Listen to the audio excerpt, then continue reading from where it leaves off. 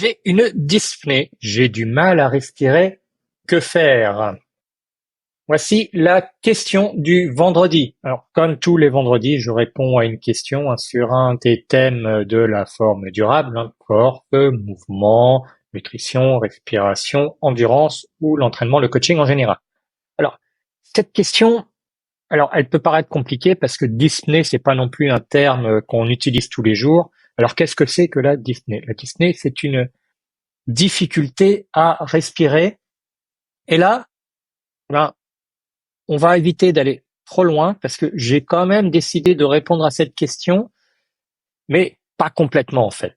Parce que là, on rentre dans un problème qui se pose souvent à des coachs, à des entraîneurs, à des préparateurs physiques, et qui peut aussi se poser à l'inverse pour des spécialistes du domaine de la santé, des médecins, des diététiciens, des kinés. Alors ici, la première question va être de savoir, est-ce que c'est un problème médical? Et donc, je ne peux pas répondre à la question que faire. Mon premier réflexe, ce serait si j'avais une personne comme ça en face de moi, en entretien, en session d'entraînement vraiment personnalisée, ce serait déjà, est-ce que le terme est le bon? Est-ce qu'il y a vraiment une difficulté à respirer? Et dans ces cas-là, je me retrouverai dans la situation où je dis, voilà, stop, ce n'est plus de mon ressort. Avant d'aller plus loin, avant d'aller voir les stratégies qu'on peut mettre en place pour aller corriger ça, il faut aller voir un professionnel du domaine de la santé qui va pouvoir établir un diagnostic et voir s'il n'y a pas un problème derrière. Je vois trop souvent des coachs qui sont donc des accompagnateurs qui viennent en complément d'un spécialiste de la santé, d'un professionnel de la santé qui veulent prendre la place du médecin. Ce n'est pas notre rôle. Notre rôle est de s'assurer que la personne avec qui nous allons travailler a déjà le niveau de santé suffisant pour pouvoir aller plus loin, pour pouvoir améliorer sa santé, pour pouvoir améliorer son bien-être. Mais là, si on a le point où il peut y avoir un problème, ça ne nous concerne plus. Donc si j'ai une personne qui a vraiment une dyspnée, c'est un mot qui est un peu compliqué, mon premier réflexe va être allons voir ça avec un médecin.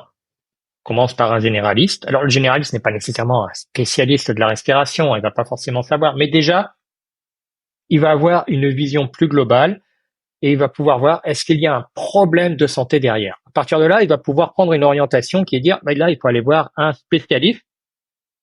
Là, on rentre dans le circuit médical. Voilà.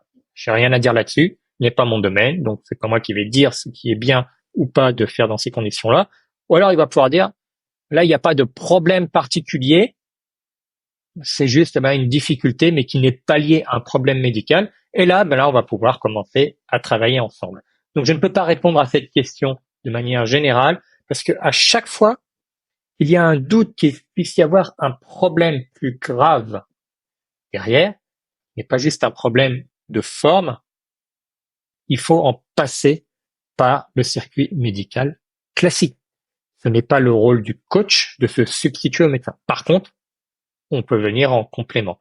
Si on voit qu'il y a un problème et qu'on peut quand même améliorer les choses avec un coaching en respiration, je dirais là, on peut commencer à travailler. Et la première chose à faire, ce sera peut-être d'aller étudier la respiration, comment ça se situe, est-ce qu'elle est fonctionnelle et est-ce qu'on peut améliorer déjà même les symptômes en travaillant sur la fonctionnalité de la respiration. En tous les cas, on ne va pas exclure le circuit médical, les professionnels du domaine de la santé, c'est quand même là-dedans qu'il faut s'orienter. Ça peut avoir trop de conséquences graves si on néglige cet aspect.